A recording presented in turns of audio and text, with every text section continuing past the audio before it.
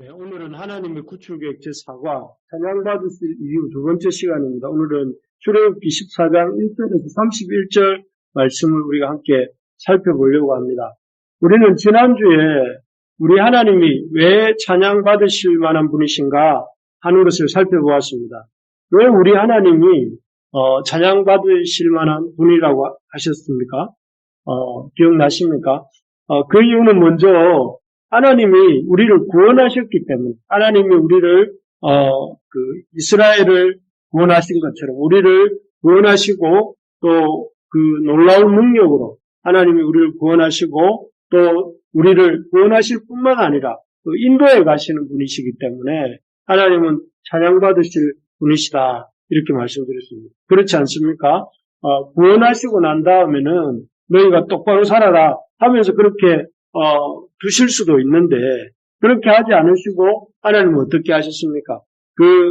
구원한 백성을 버려두지 않으시고 그들을 구름기둥과 불기둥으로 이렇게 인도에 가셨다 이렇게 나옵니다. 그 구름기둥과 불기둥을 함께 하셨다는 의미는 그들의 이 필요한 것들을 채우시면서 낮에는 시원한 그늘과 밤에는 참 이렇게 따뜻한 불로 이렇게 그들을 채우시고 동시에 그들과 24시간 365일 동안 이렇게 함께 하셨다 하는 것입니다. 그래서 하나님이 가장 그들에게 적합한 방법으로 하나님이 그들을 항상 떠나지 않고 지키셨다 이렇게 말씀하시는 것이죠.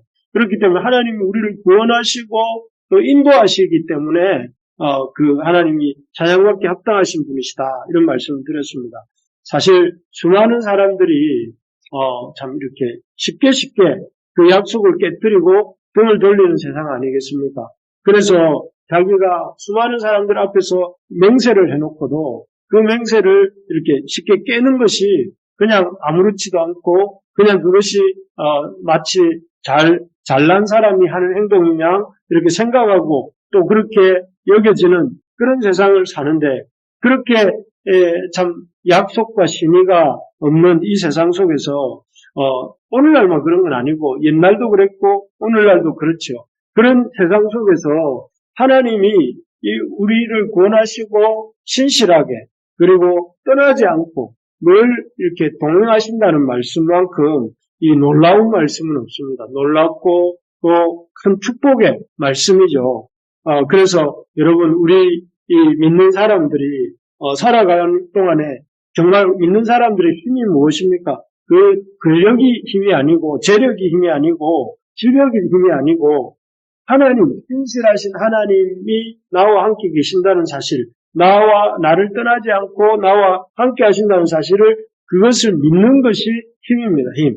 그래서 믿음의 힘, 실력을 가지는 우리가 될 수 있기를 바랍니다. 그래서 사실 우리가 요즘 사도행전을 통해 살펴보고 있는 예루살렘 교회 성도들이 그 손으로 놀라운 표적과 기사가 나타나고 날 때부터 걷지 못하는 사람들을 일으키고 일어나게 만들고 또 참 서로의 필요를 따라 채워주고 그런 놀라운 일들을 할 수 있던 이유가 무엇입니까?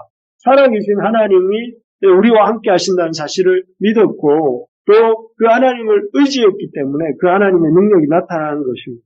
바라기는 우리 부르심의 교회 가족들도 이런 참 하나님을 우리와 함께 하시고 언제든지 우리를 도우시는 그 하나님을 믿는 믿음이 있기를 간절히 축복합니다. 오늘 본문에서도 우리는 이 어떤 점에서 우리 하나님께서 우리의 찬양을 받으시기에 합당하신 분이신지 살펴보기를 원합니다. 오늘 본문을 보면 하나님이 우리를 구원하시고 인도하실 분이기 때문에 받으실 분이라고 했는데 오늘 본문을 보면 하나님께서는 이 출애굽한 이스라엘 백성과 그 지도자인 모세에게 이해하기 힘든 명령을 몇 가지 내리세요. 어떤 명령이냐면 첫 번째는 장막을 치라는 것인데 어떤 장막이냐면은 광야길을 잘 달려가고 있던 이스라엘에게 광야길로 이제 첫걸음을 내딛고 걸어가고 있는 그들에게 길을 돌이켜서 이제 그 홍해 바다 앞에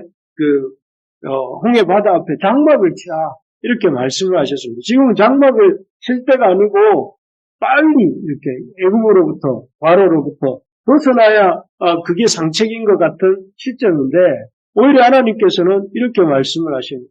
여기 지도를 보시면 알겠지만 여기 지도에서 보면 이 에담에서 믹담으로 내려와서 그 비하이롯으로 올 것이 아니라 믹담에서 저쪽 동편의 그 미디안 광야로 이렇게 쭉 가야 그것이 지금 바른 행로인 것처럼 보여요. 그런데 하나님께서는 오른쪽으로 가라고 하지 않으시고 오히려 밑으로 내려가서 그 홍해 바다 앞에 있는 그 비하이롯이라고 하는 곳에 장막을 치라고 말씀하고 있는 것입니다. 그렇게 된다면 뒤에도 나오지만 이 바로가 볼 때는 뒤에는 홍해를 등지고 앞에는 이렇게 바로의 군대를 마주하게 되기 때문에 바다와 그 바로의 군대 사이에 끼어서 그렇게 돼서 어떻게 보면 바로에게 우리를 잡아가시오 하고 이렇게 자기를 내어주는 것과 다름없는 그런 상황인데 하나님께서는 이 백성들에게 이렇게 장막을 그 비하이롯 바다 앞에 장막을 칠 것을 하나님이 말씀하십니다.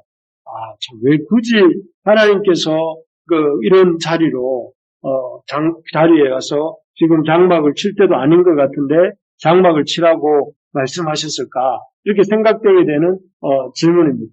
두 번째로 이렇게 이해하기 어려운 하나님의 말씀은 가만히 있으라는 것입니다. 가만히 있으라.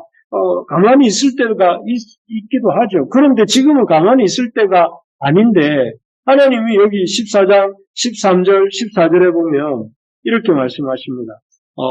모세가 백성에게 이르되 너희는 두려워하지 말고 가만히 서서 여호와께서 오늘 너희를 위하여 행하시는 구원을 보라. 이렇게 말하고 14절에도 보니까 참 여호와께서 너희를 위하여 싸우시리니 너희는 가만히 있을지니라. 가만히 있으라고 두 번이나 이렇게 반복하고 있습니다. 지금 바로의 군대는 마치 썩난 이 사자가 힘없는 사슴을 덮치는 것처럼 잡아먹을 듯이 지금 이렇게 쫓아오고 있는 상황이고 또 이렇게 이스라엘 백성은 그런 바로의 군대의 제물이 되지 않으려면 빨리 움직여서 도망을 치든지 해야 되는데 하나님 뭐라고 말씀하시냐면 가만히 있으라고. 가만히 있으면 죽을 것이 뻔한데 왜 가만히 있으라고 말씀하시는가? 이게 이스라엘 백성 입장에서는 참 순종하기 어려운 말씀이잖아요. 특히 우리나라 사람 같은 사람들은 이 말씀 들었으면 정말 참 힘들었을 것 같아요. 왜냐하면 우리는 하면 된다, 해야 된다 이런 정신이 투철해서 뭔가를 해야만 이렇게 그 존재감이 있다고 생각하는데 지금 하나님께서는 그런 이스라엘 백성들을 향해서 이렇게 가만히 있으라고 또 우리가 글로 글자를 읽는 우리도 이 상황에서 왜 이렇게 말씀하셨을까? 하늘은 스스로 돕는 자를 돕는다고 했던 것 같은데 왜 하나님은 그렇게 말씀하지 않으시고 이렇게 가만히 있으라고 말씀하시는가? 이런 의문이 생길 수 있습니다. 세 번째로 보면 세 번째 의문점은 무엇이냐면 바다를 향해 나아가라 하고 말씀하시는 것입니다. 지금 이스라엘 백성들 앞에는 엄청난 바다가 펼쳐지고 있습니다. 이 바알스본과 비하이로 사이의 바다의 폭이 얼마냐면 11km라고 합니다.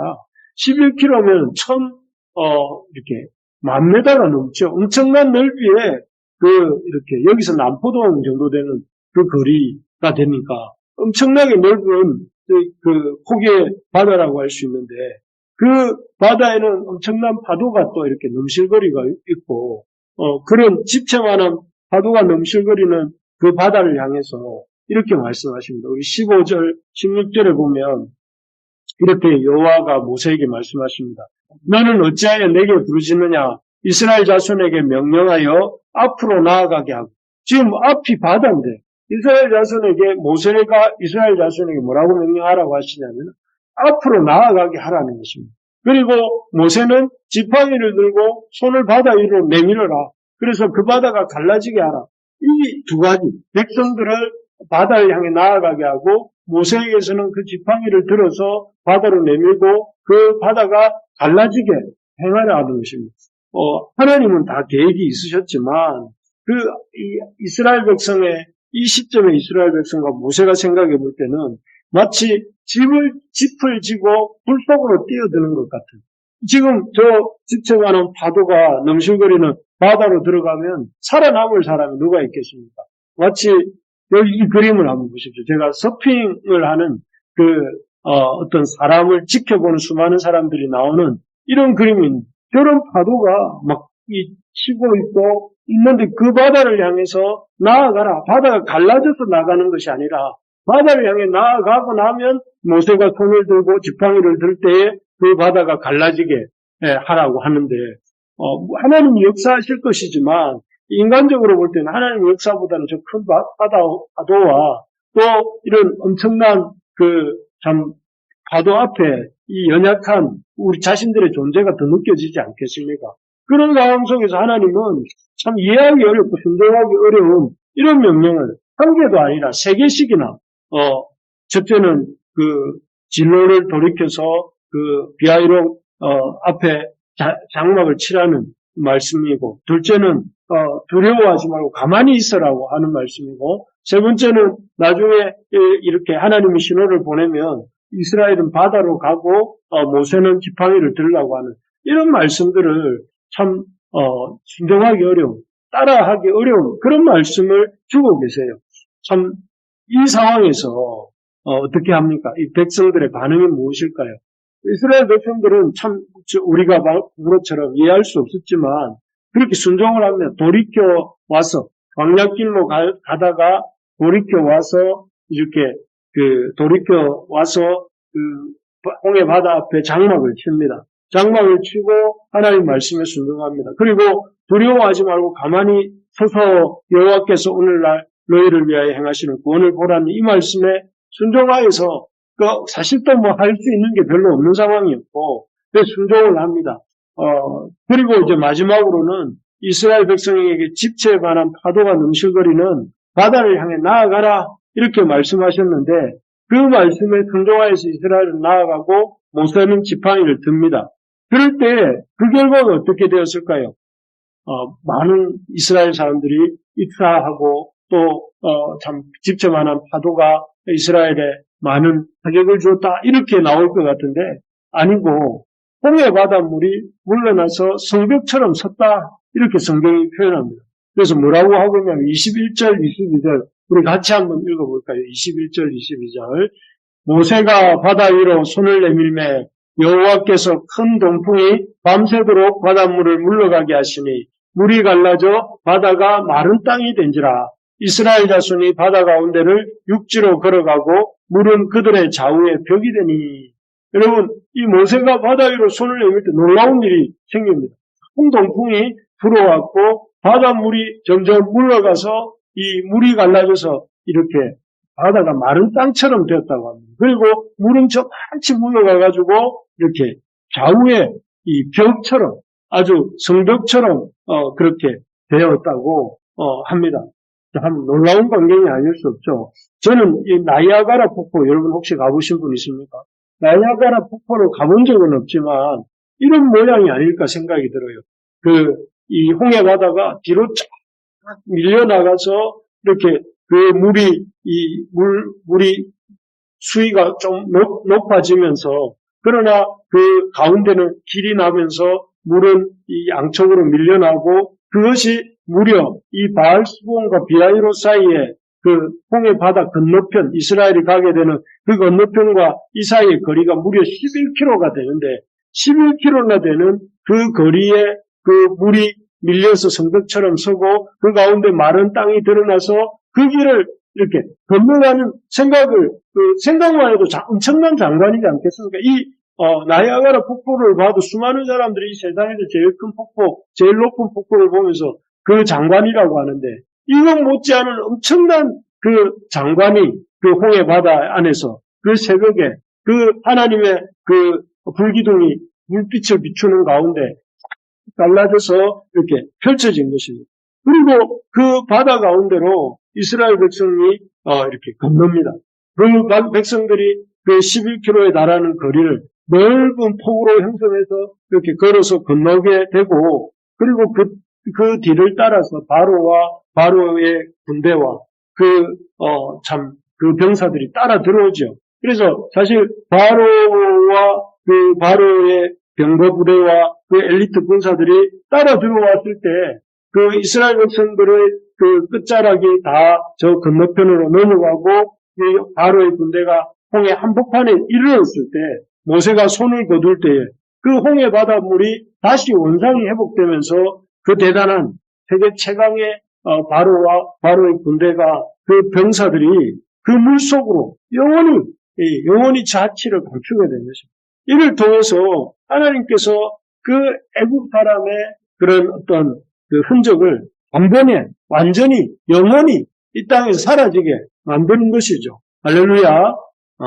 여기 이런 놀라운 하나님 순종할 때 아무도 상상하지 못했던 인간의 머리로는 상상할 수 없는 그런 일들이 일어나게 하시고 그러한 순종 가운데 하나님의 역사가 일어나는 것들을 보여주는 것입니다. 여기서 우리가 깨닫게 되는 것이 무엇입니까? 여기서 몇 가지 하나님이 주시는 중요한 교훈이 있습니다. 첫째는 영광의 하나님. 하나님은 영광의 하나님이시다 하는 것입니다. 그 바로의 군대도 어찌할 수 없는 것이 아니라 아예 상대할 수 없는 그런 참 하나님이시라는 것입니다. 그래서 그 아까 본 서핑할 때 몰려왔던 큰 파도 보신 것처럼 그런 파도가 넘실거리는 홍해 바다도 하나님 앞에서는 어떻게 힘을 발휘할 수가 없다는 것이죠. 그리고 인간 세계 최강의 군사력을 가진 애굽 왕 바로와 그 군대도 하나님 앞에서는 아무것도 아닌 것이죠. 하나님이 잠깐 바람을 불게 하셨다가 그치게 하시는 순간 그 애굽의 군대가 바람처럼 사라진 것입니다. 바닷속으로.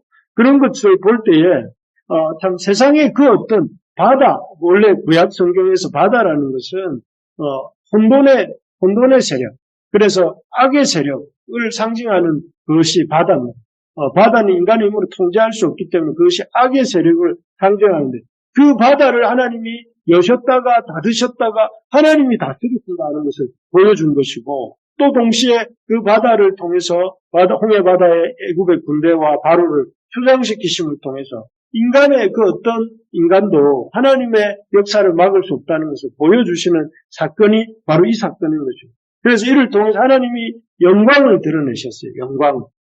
영광의 하나님. 이 세상에서 영광의 하나님을 막았을 어떤 세력도 없고 어떤 사물도 없다 하는 것입니다. 그래서 바울 사도는 이 영광의 하나님을 이렇게 말을 합니다. 로마서 8장 37절에서 39절에 보면 38절 39절을 한번 같이 읽어봅시다. 내가 확신하노니 사망이나 생명이나 천사들이나 권세자들이나 현재일이나 장래일이나 능력이나 높음이나 기쁨이나 다른 어떤 피조물이라도 우리 주 그리스도 예수 안에 있는 하나님의 사랑에서 끊을 수 없으리라. 여기에 보면 사망, 생명, 천사들, 권세자들, 현재일, 장래일, 능력, 높음, 기쁨, 다른 어떤 피조물이라도 우리 주 그리스도 예수 안에 있는 우리를 향한 하나님의 사랑에서 끊을 수 없다, 우리를. 그래서 8장 37절을 제가 읽어드리면 이 모든 일에 우리를 사랑하시는 이런 말미암아 우리가 넉넉히 이긴다, 이렇게 바울은 말씀하고 있습니다. 그래서 우리에게 이 하나님이 영광의 하나님이시다, 이 말은 하나님이 빅토리의 하나님이다, 승리케 하시는 하나님이다. 하나님은 어떤 세력에 대해서도 어떤 그 사물에 대해서도 지지 않으시고 승리하시고 영광을 이렇게 얻으시는 그런 영광을 이렇게 취하시는 분이시다는 것을 우리가 보게 됩니다. 영광을 취하시는 게 아니죠. 사실은 영광의 하나님이시죠. 그래서 우리가 기억해야 될 것은 하나님이 참 영광의 하나님이 우리와 함께 하시기 때문에 우리의 상황이나 사람 앞에서 이렇게 쫄지 말아야 되겠다. 그 하나님을 붙들고 달려가야 된다 하는 것입니다. 그래서 여러분 쫄지 말고 하나님이 우리에게 주시는 그 영광의 하나님 우리와 함께 하신다는 사실을 믿음으로 담력을 가지시고 앞으로 나아가는 저와 우리 부르심의 가족들 되시기를 간절히 소망합니다. 두 번째로 이 사건을 통해서 우리에게 깨닫게 되는 것은 하나님은 고난을 주시지만 그 고난은 의미 없이 주시는 고난이 아니고 의미 있는 고난을 주신다 하는 것입니다. 앞에서도 말씀드렸지만 이스라엘 백성들이 광야길로 가기에도 바쁜 그 이스라엘 백성을 하나님이 참 뒤로 돌아가서 홍해바다 앞에 장막을 치게 하셨다고 했습니다. 그럴 때에 이스라엘 백성들이 생각할 때는, 모세가 생각할 때는 참 하나님 왜 이렇게 힘든 길로 우리를 보내시는가, 왜 우리를 이렇게 어려운 길로 보내시는가 하고 생각을 했을지도 모릅니다. 하지만 이 바다 앞에 서게 하심으로 그 이스라엘 백성들의 갈 곳이 없다고 생각한 바로의 군대가 어떻게 합니까? 이스라엘이 따라잡으면 다 이스라엘을 이렇게 잡아올 수 있다고 생각했기 때문에 이스라엘을 따라서 바다로 들어오지 않습니까? 바다로 들어와서 그들을 쫓아옵니다. 이스라엘 백성 잘만 따라가면 저놈들 다 잡아올 수 있겠다. 이렇게 바로와 그의 군대들이 생각을 한 것이죠. 그런데 그렇게 따라 들어오게 함으로써 그들로 하여금 마치 그 노량해전에서 이순신 장군이 일본의 해군을 전멸시킨 것처럼 삼위 하나님께서도 이스라엘의 대적, 이스라엘을 구원을 해방하는 저 애국과 바로와 애국의 군대를 완전히 단번에 영원히 이렇게 사라지게 만드시는 것 아닙니까? 그래서 만약에 이스라엘 백성들이 그냥 광야길로 계속 갔더라면 어쩌면 그 바로의 군대가 이 광야길로 따라 들어왔을지도 몰라요. 따라 들어오면 그 이스라엘 백성들이 광야 생활이 이 하나님과 동행하는 삶이 아니라 도망가는 삶이 될 수밖에 없기 때문에 이스라엘 백성들을 이렇게 광야길에서 계속 가지 않게 하시고 바다 앞에 장막을 치게 하신 후에 그들을 잡으려고 쫓아온 애국 군대가 홍해 바다로 따라 들어오게 하셔서 그들을 이스라엘 백성들이 보는 눈앞에서 단번에 완전히 영원히 선멸하심으로 하나님이 그 구원을 이루셨다는 것을 이스라엘에게 지울 수 없는 기억으로 기억하게 만드신 것입니다. 우리가 그렇습니다. 우리가 때로 삶에 어려움과 고난이 있습니다. 우리가 생각지 못했던 길로 들어서서 그 길에 앞에서 우리가 낙심할 때가 많습니다. 하나님 왜 나를 이렇게 이런 길로 인도하셨는가 이런 생각이 들 때에 여러분 이 본문을 떠올리시기 바랍니다. 이 본문이 말하는 바는 무엇입니까? 하나님이 우리에게 고난을 주실 때는 그 고난에는 이유가 있고 의미가 있다는 것입니다. 그 고난을 통해서 하나님 이루시고자 하시는 일이 있다는 것입니다. 그래서 고난 앞에서 우리 좌절하지 말고 이 고난이 올 때에 이 고난을 통해 내가 붙잡아야 될 게 있는가 보다. 하나님 앞에 내가 깨달아야 될 게 있는가 보다. 이렇게 생각하는 우리 모두가 되기를 주님의 이름으로 소망합니다. 마지막으로 보면 이 사건을 통해서 하나님이 이스라엘 백성들에게 깨우쳐 주시는 것은 전적인 하나님의 은혜로서 구원을 가르쳐 주십니다. 구원은 전적인 하나님의 은혜에 근거한다는 것입니다. 그래서 앞에 말씀드렸지만 가만히 있으라는 말을 거듭 하시잖아요. 사실 가만히 있는 것 외에는 이스라엘 백성이 할 수 있는 것도 없었습니다. 뒤에는 바다고 앞에는 바로 군대가 있었기 때문에 그들은 할 수 있는 게 아무것도 없었습니다. 그야말로 가만히 있어서 하나님이 하시는 일을 볼 수밖에 없는 그런 상황이었습니다. 그런데 그들이 지켜보는 눈앞에서 하나님은 이 놀라운 능력을 펼치셔서 바로의 군대를 지금까지 본 것처럼 섬멸하셨습니다. 이 과정에서 이스라엘 백성이 한 일은, 모세가 한 일은 아무것도 없었습니다. 모세가 지팡이를 들고 뻗은 정도의 일은 했죠. 그리고 이스라엘 백성이 바다 가운데로 난 길로 걷는 정도는 했지만 이 모든 구원은 하나님이 이루셨고 구원의 역사를 이루시고 이스라엘 백성은 그 하나님이 이루신 이 결과를 이렇게 결과로서 바닷길을 걷고 또 하나님이 이루시는 구원을 보는 것 외에는 한 일이 없습니다. 그렇습니다. 이것을 통해서 구원은 하나님의 은혜다 하는 것을 우리에게 보여주시는 것이죠. 그래서 요한복음 5장 24절에 보면 이렇게 말씀하십니다. 예수님께서 제자들에게 내가 진실로 너희에게 이르노니 내 말을 듣고 또 나 보내신 이를 믿는 자는 영생을 얻었고 심판에 이르지 아니하나니 사망에서 생명으로 옮겼느니라. 이 믿는 것 외에는 우리가 하는 것이 하나님이 하신 그 일을 하나님이 그 보내신 자이신 예수 그리스도를 통해 이루신 일을 믿는 것이 우리의 일이고 우리가 그 믿음으로 이렇게 반응할 때에 그 속에서 우리가 영생을 얻고 사망에서 생명으로 옮기게 된다. 이렇게 말씀하십니다. 그렇습니다. 우리가 보탤 것도 뺄 것도 아무것도 없습니다. 우리가 할 일은 하나님이 하신 일을 이렇게 이 믿음으로 반응하고 이 성령의 인도함을 따라 사는 것이 우리의 할 일인 것입니다. 그렇습니다. 우리가 말씀을 맺겠습니다. 하나님은 이스라엘 백성들에게 이 홍해 도하 사건을 통해서 우리에게 깨닫게 해주시는 것은 무엇입니까? 그것은 하나님이 영광의 하나님이시다 하는 것입니다. 하나님은 영광의 하나님이시다. 하나님은 바로도 바다도 이렇게 이렇게 다스리시는 분이시다 하는 것입니다. 둘째로는 하나님은 우리에게 때로 우리의 대적을 또는 우리의 참 삶에 복을 주시기 위해서 고난을 주신다 하는 것입니다. 세 번째로는 우리가 참 이 홍해를 건너는 이 사건을 통해서 구원은 하나님의 은혜라는 것을 우리가 깨닫게 됩니다. 우리 이 사실을 잘 붙들고 믿음으로 나아가는 저와 우리 부르심의 가족들 다 되시기를 주님의 이름으로 축복합니다.